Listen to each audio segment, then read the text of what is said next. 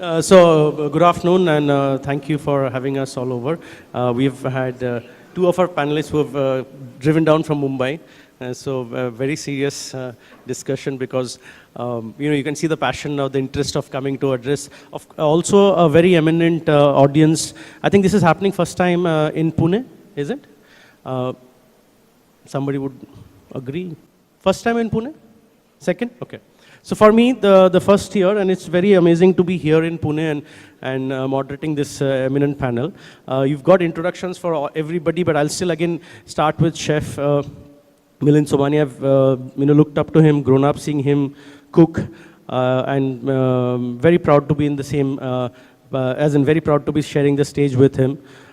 His restaurant Song of India has always been a great inspiration for a lot of Indian chefs who have gone outside India and done food, done Indian food. So we'll definitely come back to Chef and ask what Chef feels is trending, or is at all there is anything called a food trend. Aditi, right? Yes. Aditi, full name is Aditi Dugar. Very interesting restaurant concept. We've been all reading and hearing about her restaurant called Mask. Every time I think of Mask, I think of the movie Mask, and I think of Jim Carrey. So do you guys have like funny stuff happening in the restaurant, or? Yes. Yes. You do? Like there is a Jim Carrey kind of a character in the restaurant? No? Okay. So we'll come back and talk to you about why Mask and what is trending about Mask, or do you really think that there is a trend that Mask is set? Because a lot of these new restaurants like yourself, you set trends. So that's what we're going to talk to you.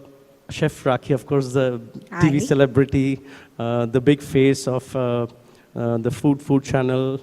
No? You got that wrong. They're going to sue you. It's Living food. Foods. Living food. Okay.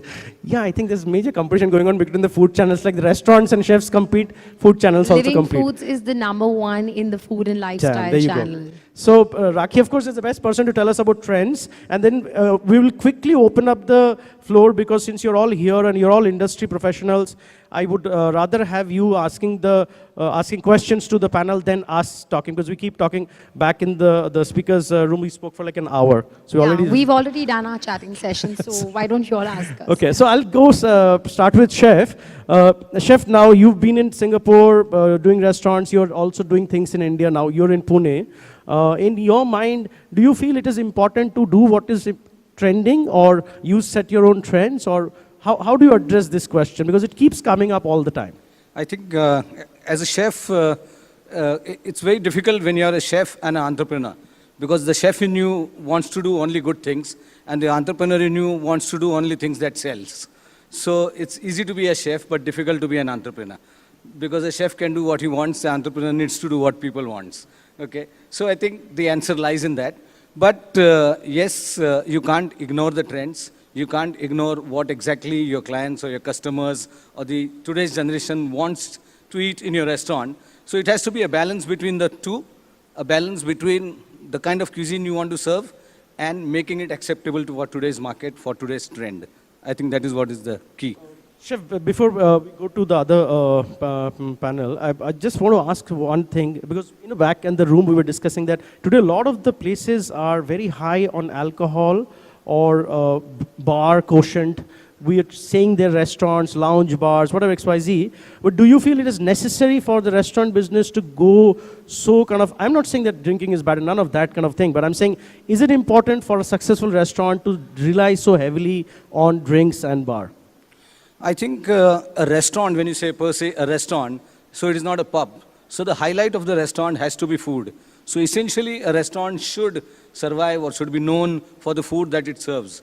What has happened is current generation today is more into drinking. Liquor sells the most. So the topmost selling item on your menu is not your food, but it's liquor.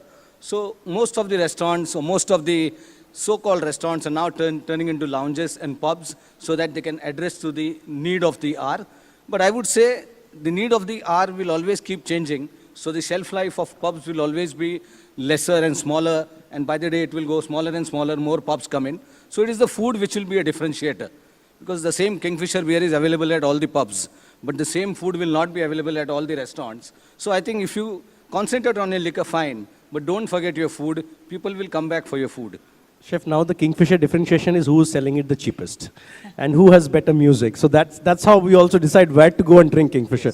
Coming to Rakhee, interestingly, Chef said that people are wanting to drink more. So let's say you run your academy and your college.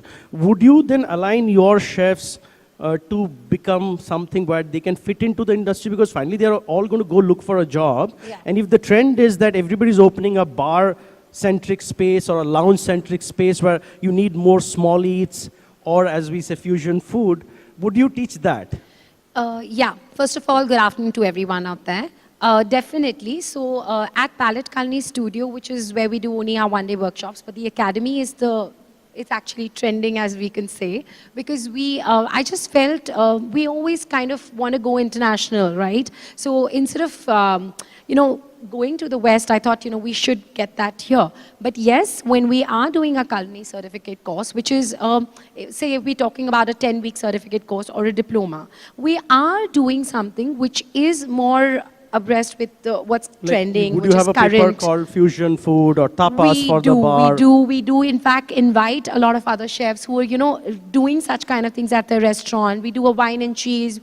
So basically, I want to prepare them into the market because they all come with the dream to become an entrepreneur, to open a restaurant, or it's a cafe, or it's just a food truck. So we end up teaching them that for sure, but not to forget the basics and your classics. But yes, those classics have kind of evolved as well. They are more 2017, so your knowledge of ingredients, equipments, keeping up with that kind of trend. For me, that's trend. I cannot be teaching them something with baking or, if I want my student to go and open his own cafe. So I, yes, want to teach them in a very beautiful combi oven, which is the state of the art. I want them to understand that. So when they're going out, they know that. So yes, you have to do that. So in your mind, trend is something that is constantly been upgraded and kept you abreast of what's happening in the... So between you and me, Very chef, good. okay, you're my senior. You've been doing this for so many years. So if someone tells you, I need a concept now, which is, this is it and this is trending, you know your basics, your roots are right there and there. And that's your root and you know your basics. And all you're doing is you're just improvising it with what's available. And if you had to mentor someone who's under you, you would be doing the same. Right? So I guess what Chef Rakhee is saying here is that, of course, you have to learn your classics, which you keep saying all the time, that you need to know your basics. And then you upgrade yourself and be abreast with what is around you or where you are geographically located, your Chef target Saby, audience. we can use the word what's trending here, no? Rakhee really likes That's the the word joke trend. we had between us. Okay, so Aditi is as in I would call very daring person, because today when everybody's opening bars and pubs and trying to sell alcohol at a very, very cheap price, is somebody as brave as her to try a farm to fork, a genuine farm to fork restaurant. Because we keep talking about organic food, we keep talking about trends, we keep talking about farm to fork, and then finally there'll be some plastic bag of some processed food lying in your back kitchen. So yeah, it's somebody who has dared to open this beautiful restaurant. I keep reading about it. Unfortunately, I've not had a chance to come and eat, but I will do so very soon. Mask have made a huge, I would say it's become a trendsetter. They've been discussed as the finest in the farm to fork category, also the finest modern restaurant in terms of food and the whole organic nature of the food. So Aditi, obviously all of us are very passionate. What else apart from passion drove you to do this? As in the question was, would you make money? And did you think that this is trendy and that's why you did it? Or, like I said, did you think that you will set a trend? I think for me as a restaurateur, I really wanted to push boundaries. Of course, everyone has to convert their passion into making money. And I really hope, yes, this restaurant will make money, because I think the whole trend is moving towards, what you're putting into your body, is the food that I'm eating, is it processed? What process, where it's come from, who's growing this produce, what soil? And when the whole idea for this restaurant came up, it took us 2 years to actually conceptualize, because we wanted to travel through India and see what's really out there, what the country is ready to offer. And right from literally from Leh Ladakh to Pondicherry, we've done all our sourcing organically, sustainably. We're not promoting it as an organic restaurant, but we know that the path we've chosen is sustainability. It's all about giving back to the ecosystem.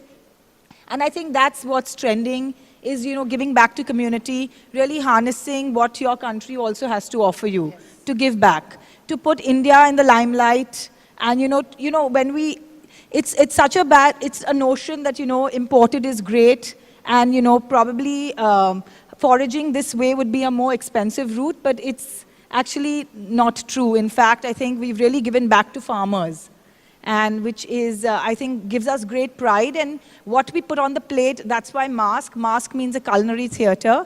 So really every chef has a story to tell on the plate because of the produce, what they do, how they treat the produce in the kitchen.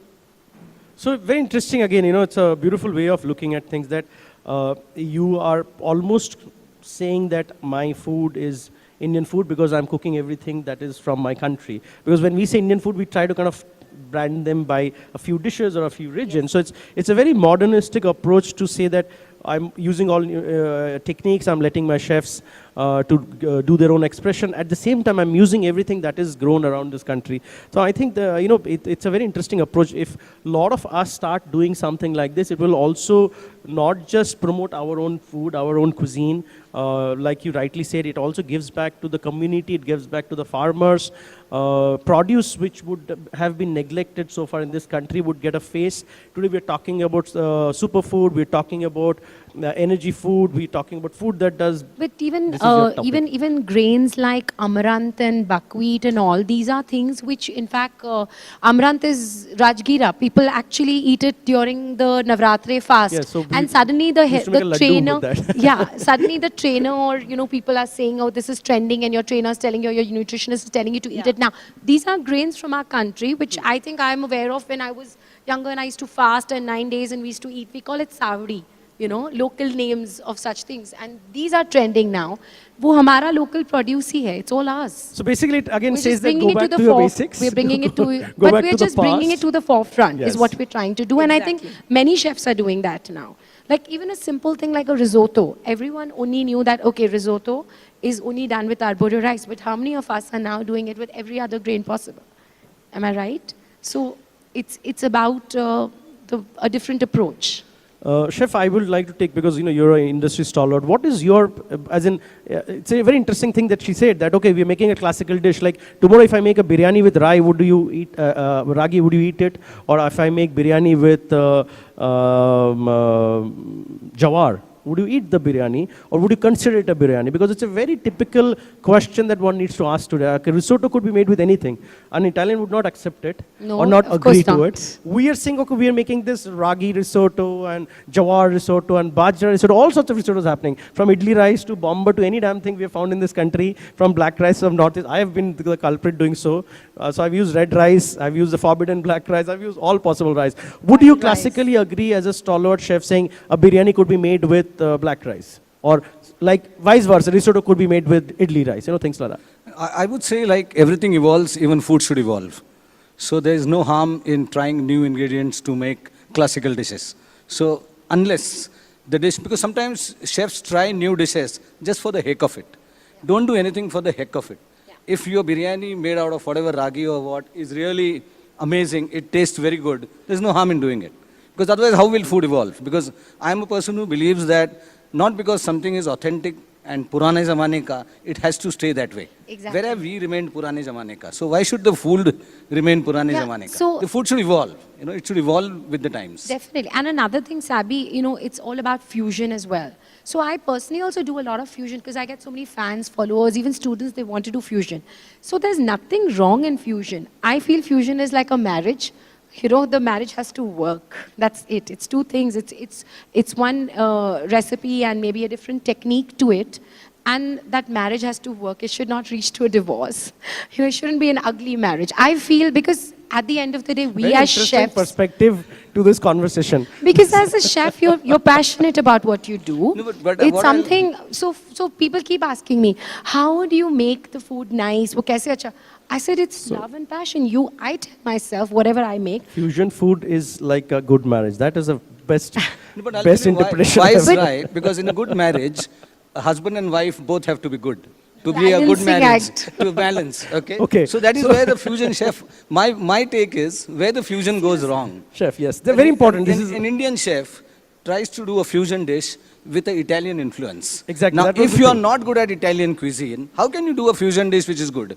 So the chef has to be good a husband and a wife, what I mean. Exactly. He should know his Indian as well Chef, as Italian absolutely, cuisine. that was the point And I was then trying it to should be a hint. good fusion. That Otherwise, why no. not Indian chefs try to do fusion with Indian food? You don't have to bring in ingredients or techniques or recipe interpretation to make fusion food. There's so much that is happening in our own country. I have not seen anybody attempting. I don't know if somebody has seen. Please let me know a ragi biryani or a jawar biryani. We're trying to do all sorts of weird sorts of risottos, and I'm sure the Italians hate us for doing that. And we are very excited and proud about it. We've done some amazing risotto. But I want to see some Indian chefs coming up and saying, "Oh, I've done this biryani, and it tastes as good as the biryani at Dum Cooked, but I've used an alternative grain."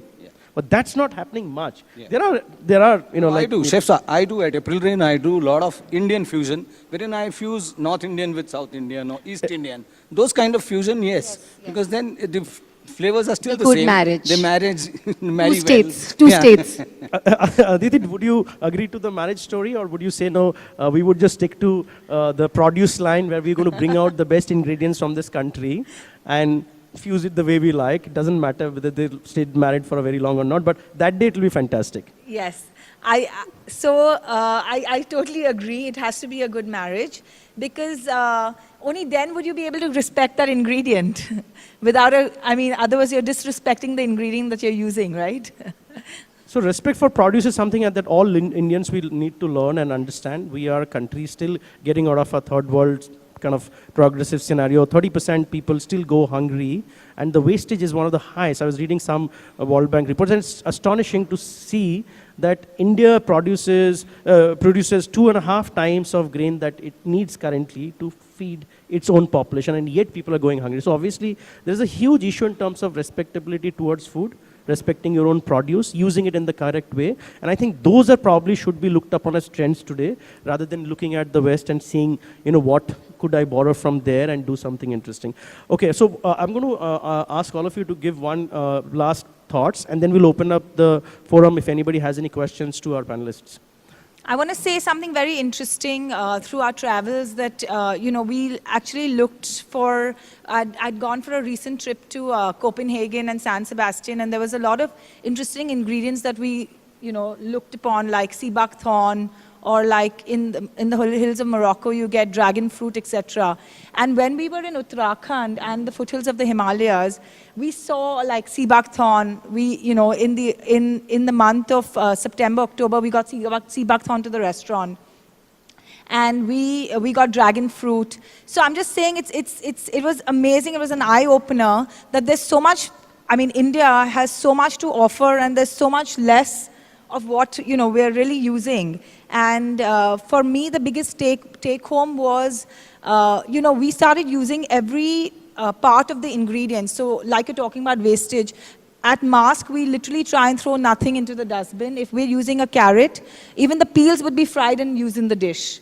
So, that's really nice. So, it's really, again, going back to sustainability, and for me, I think that's what's trending. So I would add to what Oni said. I wouldn't want to take away from the West saying that all these trends that we're looking at and what all we're learning is definitely coming from there.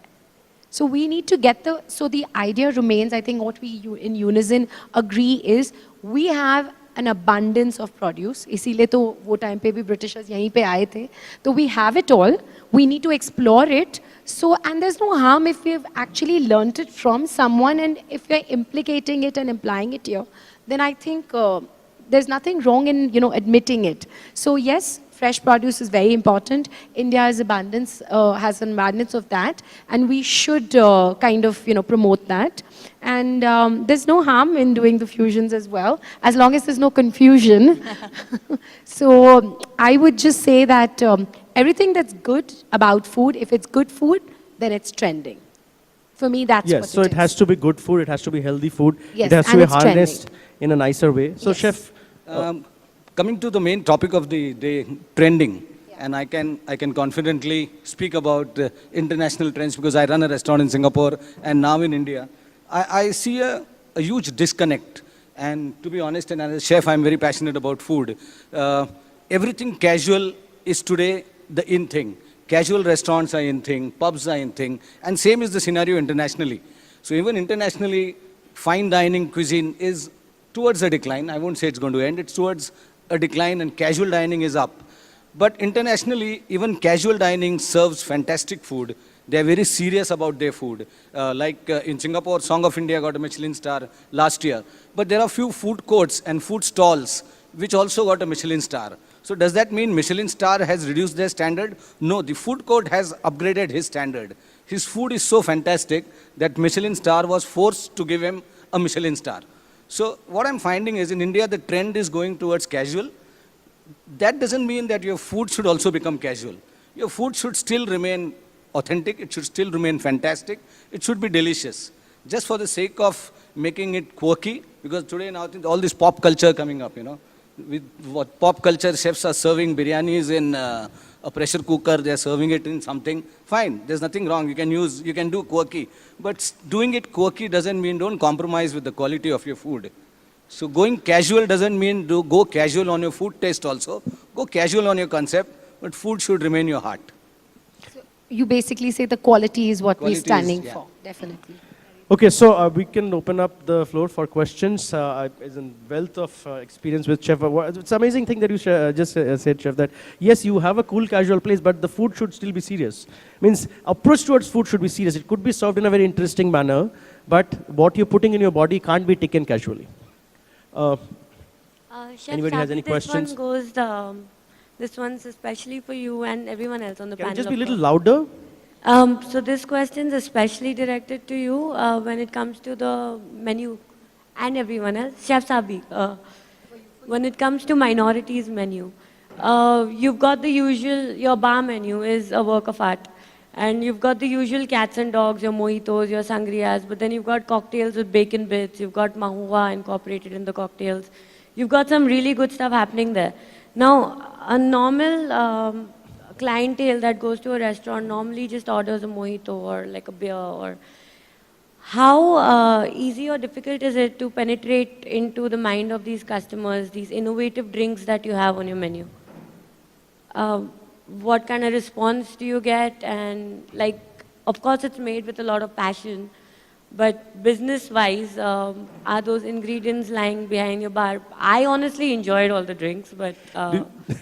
Okay, by the way, I'm not the panelist, I'm the moderator. So you have to ask questions. Okay, I'm so just sorry. kidding. Do you want an honest answer? To everyone else also, like if you keep all these innovative things in your menu that are unheard of, are the aliens in your menu? No, so I am saying, do you want an honest answer or do you want the true one? reply. The true answer is it gives you nightmare, because whenever you're trying to do something different, it's not easy, especially in a country like India when most of us are constantly trying to point a finger at each other and pulling each other down. There are a lot of nice people also who support you, but large part of the industry is made of people who are just trying to pull each other down, because we still feel that if I pull somebody down, I will go up. That's not true. Internationally, Tokyo has 68 Michelin Star restaurants today. As in all of over India, we can't imagine that can happen in a small city.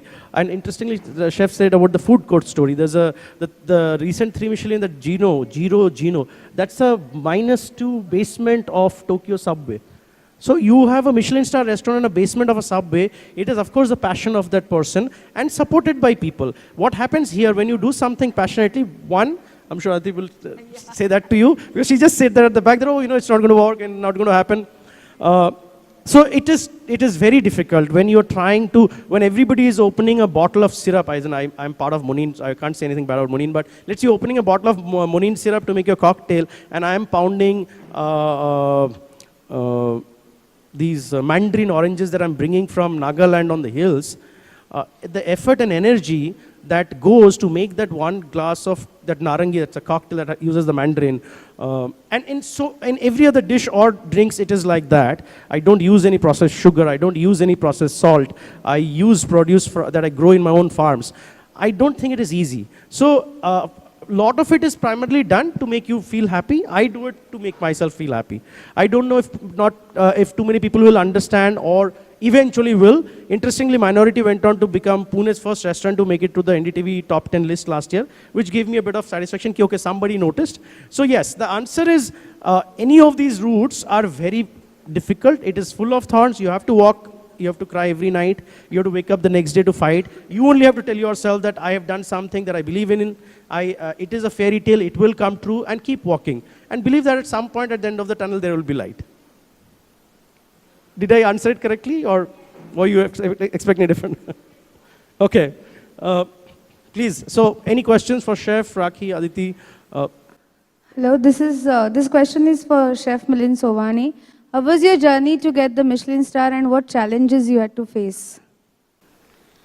I think getting a Michelin Star is it's almost like winning an Oscar, but it's a huge, long process. We opened Song of India in 2006, and I think what goes best for Michelin Star is you do the best restaurant you can. Is a simple funda that we didn't know at that time. But when I opened Song of India, I wanted to do the best Indian restaurant in Singapore. No one should even come close to us. So right from the glassware, $42 single wine glass by Riedel, or a silver-coated cutlery, or to the cuisine where each ingredient was flown in from India, right from Lucknow to Kerala to everywhere. We wanted to do the best possible Indian restaurant. And I think that is what the vision was. And our vision was that whenever Michelin Star comes to Singapore, maybe we should be the top contenders for it. So it took us almost 8 years because Michelin Star came to Singapore in 2010. They didn't find Singapore as a nation was ready, though they are way ahead of India in terms of cuisine and the kind of restaurants and concepts that they do. So many star chefs they have. But even in 2010, Michelin Star went to Hong Kong and didn't award any star to any restaurant in Singapore. But when they came this year, 2016, they found Song of India to be worthy enough to win a Michelin Star. And I think in one word I'll say, what works for Michelin Star is consistency. So you produce a top quality product and you are able to consistently deliver it, what makes you win a Michelin Star. And I think maybe that is what we've done.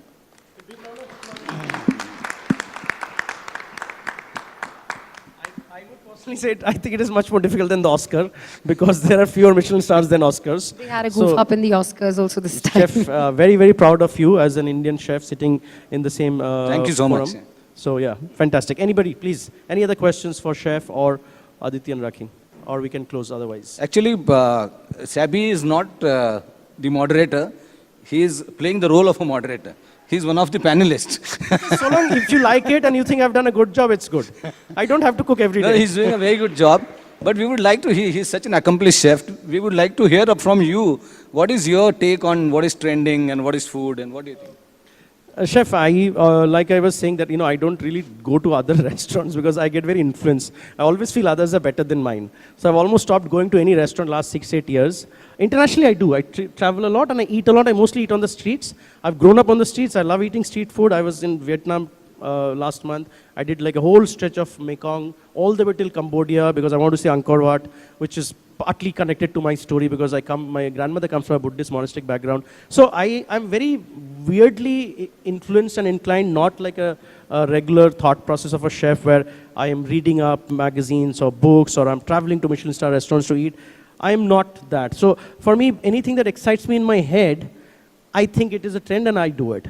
I'm very connected to the soil, being a farmer's son, family comes from a mining background, so I'm very connected to the soil. So everything that I have done would always have an earthiness to it, and I have never gone very carried away because very early days when I worked in France, in Australia, I could figure out that this is my skin color and whatever I cook, it would never be called the best pasta or the best French bakery. So I rather go back, do my, interestingly, I learned a lot with the travels and all of that and came back to India, did lots of interesting restaurants, but finally I feel I have so much of my own in this own country, why not do something? So for me, trend is whatever I can find locally where I am. Like Pune, the other day I was walking on the market and I found this little bear called Chania, I think it's called Chania Mania here, which is sold outside the schools a lot. And almost gone vanished now because every school now outside has Lay's chips packets and you don't see them. And we used to use that to make a fish back in our home in Orissa. So I put a dish which has that particular chaniya mania, and it's a fish with that bear because it's a khatta fish curry basically. So for me, finding things like this, not because everybody else is finding amaranth, I have to find amaranth. I come from a village where cholais are grown like abundantly and we've eaten enough. Plus the Ramdana ka laddu was always a very big thing in Bihar and UP. So finding these things that are almost lost or forgotten could easily be put into a nice restaurant plate. Also cost-wise, they're fairly effective. At times these guys, give you headache, ki bhai, thela chala gaya, aaj milega nahi, and all of those happens. But yeah, that's to answer your question, Chef. I don't know if I did justice to the question or not, but that's what I do. I think on my own head, I find things, I work with them, I try to give a respectability to them and put it in a nice plate. Great. Do we have any more questions or we can close the session? I think we chatted a lot amongst ourselves. So we kind of answered everything. Anybody has a question for Rakhee of how to become a TV star and what should you do? No, it's a very pertinent question today because every time I go to a college, I'm asked by students, what happens at MasterChef? I'm like, okay, how can I be on TV? So this is a few questions that gets asked. I get so many people who say, I want to come on a show with you. I wanted to tell them, it's not that easy. You think it's easy. It just looks glamorous. It's long hours. It's like 18 hours plus sometimes. When we're winding up, they say 10, 12 hours shoot. But the last days are very, very hectic. And they never pay you for the extra hours. Yes, of course they don't. Chef, there is a new term. Now, young students come to me and say, sir, I want to become a celebrity chef. Yes, yeah, that's very interesting. So what do you mean you want to become a celebrity chef? It looks all glamorous, but it's not. So recently I was interviewing for the academy and I needed people. So every time I would get an interview, Chef, I'm a big fan of yours. And they think it's all about glamour. It's not. It's Ghada Mazuri accordingly to me. A chef's work is very hard. It's laborious. But yes, I do like being on TV. I like that. But it's, it's very painstaking to create something there, and then half the things are not sometimes working, but you still have, because for me, my audience is my students. So the recipe that's going on screen, it has to be a giveaway. So they have to, come back with that recipe. So it's very important. There have been times where I've taken my own units and ovens and everything also because the set had this beautiful blue color dabba which never worked. It was just a dabba because for the set. So it's not that easy. Brilliant, Rakhee. You've done it, Saby. No. How dare you turn we'll around this on me? So this close is the just session. No. That Rakhee, may you get 100 episodes every year of fancy food Thank you. Food and have 3 million followers. Now I'm told she has how many thousand now? Stop it now. Can we just... And Aditi, fantastic. Great hearing your story of traveling around India. So we should all, again, go back visiting our own small towns that we have forgotten or we have come from and explore what is there on those places and bring them back into plates in cities like Pune or Bombay or New Delhi. And of course, legendary chef, very, very proud of you, of your achievements and what you've done and sharing the podium with you. Thank you for joining us and enlightening us with all what you think is trends or should be trending. With this, we'll close the session and thank you all for patiently listening and hope you have a fantastic evening ahead. Thank you. Thank you.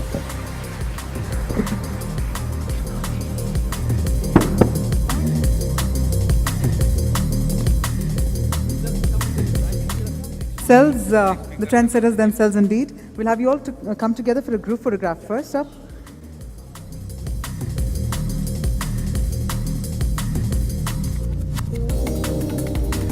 And I'm going to request our session moderator, Chef Sabyasachi Gorai, to please also present the mementos to fellow panel members. First up to Chef Milind Sovani.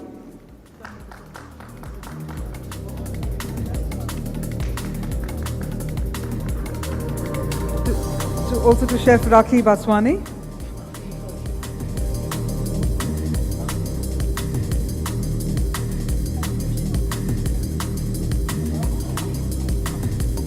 And to Ms. Aditi Dugar. I'd like to invite Ms. Ritu Maria to please come on stage and present a memento to our session moderator, Chef Sabyasachi Gorai. Let's have a huge round of applause one more time for that very, very cool session there.